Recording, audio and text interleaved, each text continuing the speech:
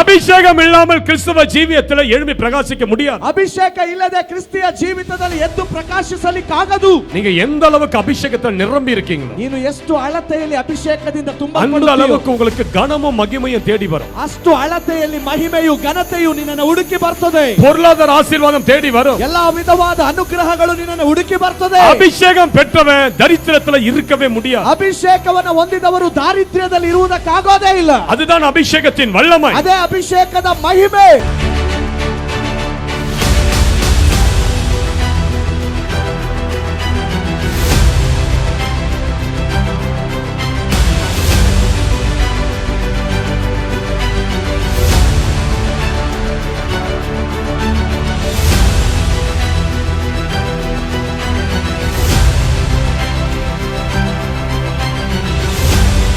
மனிதனை ஆசீர்வாதமாய் மாற்றுவது எது? ಒಂದು ವ್ಯಕ್ತಿಯನ್ನು ಆಶೀರ್ವಾದವಾಗಿ ಮಾರ್ಪಡಿಸುವುದು ಯಾವುದು? உங்கள் படிப்பல்ல, ನಿನ್ನ ವಿದ್ಯಾಭ್ಯಾಸ ಅಲ್ಲ, உங்களுடைய ப்ரொஃபஷன் அல்ல, ನೀನು ಮಾಡುವ ಕೆಲಸ ಅಲ್ಲ, தேவ அபிஷேகம், ದೇವರ ಅಭಿಷೇಕವಾಗಿದೆ. கரம், ಕರ್ತನ ಕರ, கர்த்தருடைய மகிமை, ಕರ್ತನ ಮಹಿಮೆ. உன்மேல் அந்த மகிமை இறங்க இன்றைக்கு இடம் கொடுப்பாயானால், ನಿನ್ನ ಮೇಲೆ ಆ ಮಹಿಮೆ ಇಳಿದು ಬರಲು ನೀನು ಸ್ಥಳವನ್ನು ಕೊಡುವುದಾದರೆ, உன் வாழ்க்கை வந்த வண்ணமாய் இருக்க போவது இல்லை. ನಿನ್ನ ಜೀವಿತ ಬಂದ ಹಾಗೆ ಇರುವಂತದ್ದಾಗಿರೋದಿಲ್ಲ.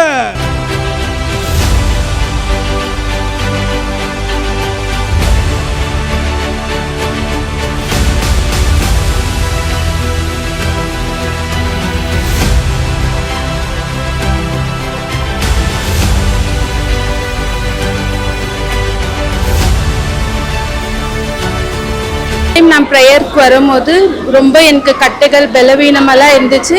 அதுக்கப்புறம் இப்போ எனக்கு ஃபுல் ரிலீஃப் வந்த மாதிரி ஒரு ஃபீலிங்.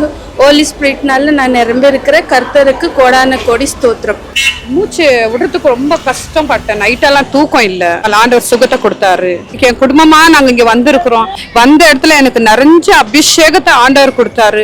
என்னை தூக்கி வீசின அபிஷேகத்தை நான் பெற்றுக்கொண்டேன். 3 வருஷம் பல்வலி ரொம்ப கஷ்டப்பட்டேன். பாஸ்டர் ஜெபிச்சாரு. அது கர்த்தர் விடுதலை ஆக்கி இப்ப நல்லா இருக்கிறேன். கர்த்தர் சுகம் கொடுத்தாரு. அதுக்கப்புறம் வழியே வரல. கர்த்தர் கிருபையால் நல்லா இருக்கிறேன்.